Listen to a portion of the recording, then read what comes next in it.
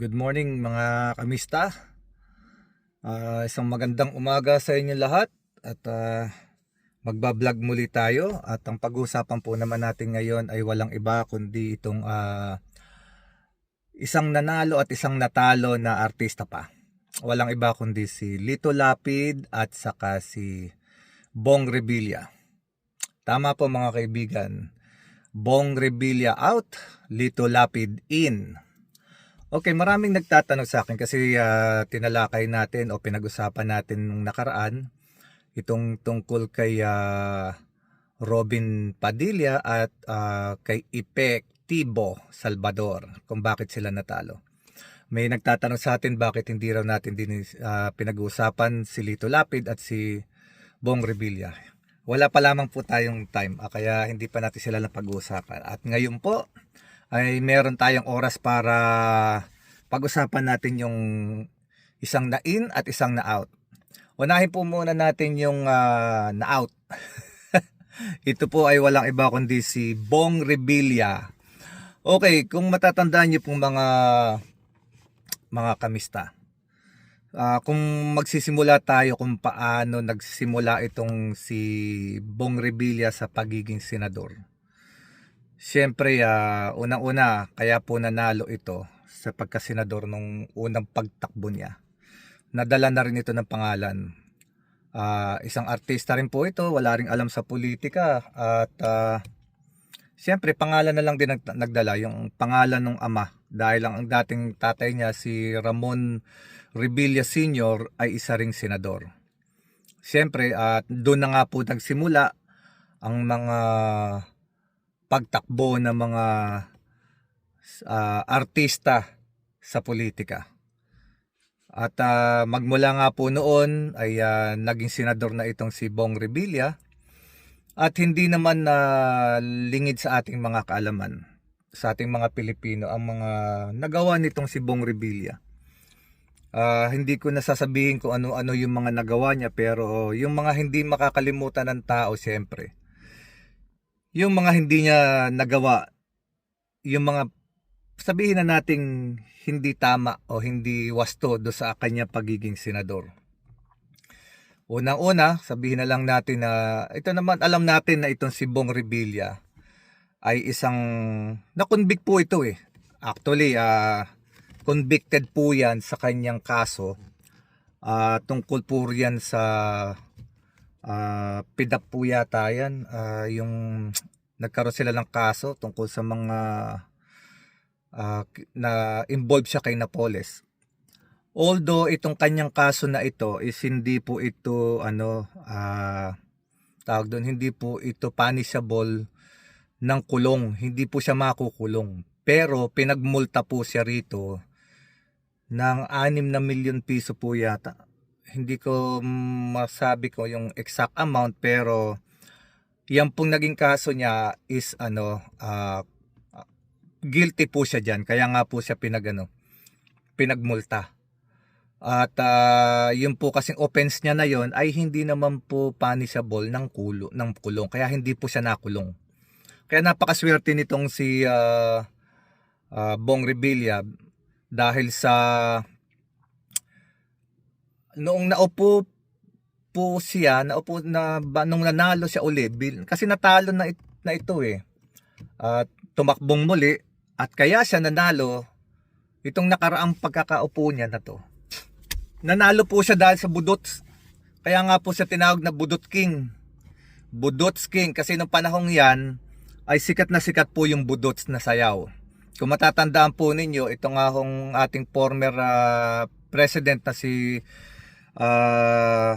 Mr. Rodrigo Duterte ay nagsayaw din po ng budot sa gitna ng circle, yung parang monumento yan eh, kasama mga bata na nagbubudot. So yun po yung sayaw na yun ay pinasikat din ng mga politiko. Maraming nauto, maraming nalinlang na akala nila kung sumayaw ng budots is very wholesome na yung mga politiko natin. Hindi naintindihan ng karamihan na pag ang isang politiko dinadaan na lamang sa entertainment at pagiging wholesome ang kanilang pagtakbo sa politika, malamang sa mas nakararami yung walang magagawang maganda. Kaya nga ho, dinaan na lang nila sa pagsasayaw eh. So, sa madalit salita mga kamista, itong si si Budot King na si Mr. Ramon Bong Revilla ay pinagsawaan na rin ng mga tao dahil unang-una marami rin naman tong nagawang hindi maganda. Yung kanyang pagkakasangkot sa scam, yung PDAP na yan, bilyon din ang halaga ng pera na involved sa scam na nangyari na yan. At napagmulta man siya pero parang hindi sapat sa paningin ng mas nakararami. Hindi iyon sapat para pagbayaran niya yung naging kaso niya. So parang nakulangan ang mga tao. At ngayon nga pong dumating na naman yung panahon na nag-election itong nakaraang election na to na May 2025. Sumayaw pong muli si Mr. Budot King dahil ang alam niya ganong katanga mga tao. Yun ho sa tingin ko opinion ko lang ito. Kung ikaw ba naman ay isang matinong politiko at alam mo na wala ka namang masyadong nagawa, involved ka pa sa mga previous na iskandalo, siguro gagawa ka na lang ng maganda na nakakatulong sa tao at yung mapag-uusapan ng tao. Hindi yung nananatili sa isip ng tao yung nagawa mong pangit dahil hindi mo tinabunan ito ng magandang gawain sa pagiging senador mo. Mas nanaig sa mga tao yung maling ginawa niya, yung sa scam niya at yung pasayaw-sayaw niya dahil hindi malilimutan ng tao yun dahil hindi naman niya wala naman siyang nagawang maganda para matabunan yung mga nagawa niyang mali. So parang hindi siya bumawi, wala siyang binawi o wala siyang ginawang paraan para makalimutan ng tao yun dahil may ginawa siyang maganda. Sa halip, ang ginawa niya itong nakaraang eleksyon, sumayaw po siyang muli. Sumayaw po muli ng budots itong ating King of Budots na si Mr. Ramon Bong Revilla. At akala niya papasok siya muli dahil ang tao ay nakukuha na lang sa sayaw. Hindi niya alam na ang mga tao ngayon ay may katalinuhan na rin. At kung hindi man dahil sa katalinuhan ay nadadala na ang mga tao. Yan po ang maganda sa mga tao ngayon. Siguro naramdaman na rin ng mga tao yung hirap ng buhay dahil wala naman silang naaasahan talaga sa mga taong ito na katulad ni Bong Revilla. At isa pa doon siyempre artista. Alam nyo naman ang isa pang dahilan, nakita ng mga tao, milyon ang taong nakakita sa isang, babanggitin ko na uli itong ating senador na walang ginawa kundi maghimas ng bigote, magsuklay, kumain ng snack, lumamon, lagi lang siyang present at walang ginawa kundi magpapogi at magpa-macho effect. Kakala mo kung sinong isang katipunero kung umasta. Dahil po sa kanyang gawain yan, mas lalong tumatak na ngayon sa mga Pilipino na walang ginagawa ang mga artista. So isang dahilan na rin po yan kung bakit nalaglag din si Mr. Budots dahil din po doon sa isang senador na walang ginawa kundi magsuklay ng bigote, humimas ng bigote, magpamacho effect at hindi maipagtanggol ang Pilipinas kahit sa salita. Walang ginawa kundi senador daw siya ng mga Pilipino at siya ay katipunero pero hindi maipagtanggol kahit sa salita ang kasarinlan ng Pilipinas laban sa mga inchik na nanggugulo sa West Philippine Sea at sa mga mangingisda natin sa West Philippine Sea. So apektado po siya, naapektuhan din po si Mr. Budots nitong si pangalan nito. Hindi na alam niyo naman kung sino yun eh. Hindi ko nababanggitin basta yung mahilig umimas ng bigote at walang ginawa kundi lumamon. So, yun po mga kaibigan, yan po ang aking pananaw kung bakit natalo si Mr. Budots. Pero muntik-muntika na rin siyang pumasok sa Magic Throne kasi marami pa rin talagang nauuto itong tao na to eh. So, ibig sabihin marami pa rin talagang na uto-uto.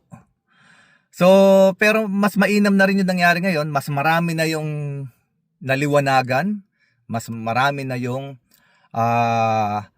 nagkaroon ng magandang pananaw at gusto na magpalit at para makakita naman ng bago.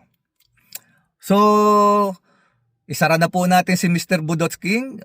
Yan po ang aking pananaw, yan po ang aking reaction lang. At dumako naman po tayo kay Mr. Lito Lapid. Siya po yung nakapasok.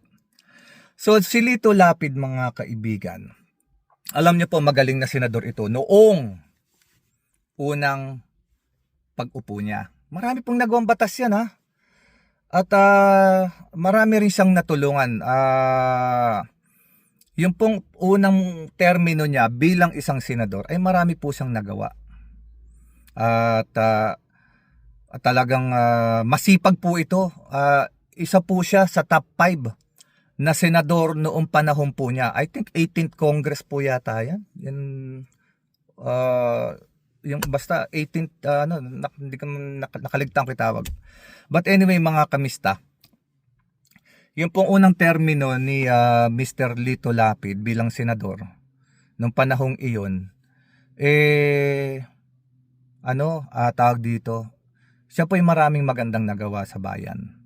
Pero itong nung mga sumunod na kanyang termino is bumulusok po ang kanyang popularidad dahil sa marami rin siya nakasangkutan na hindi maganda. Meron diyan na napagbintangan pa siya na nagiintay lang siya ng suhol ng mga kasamahan kung ano gagawin niya, kung kanino siya kakampi.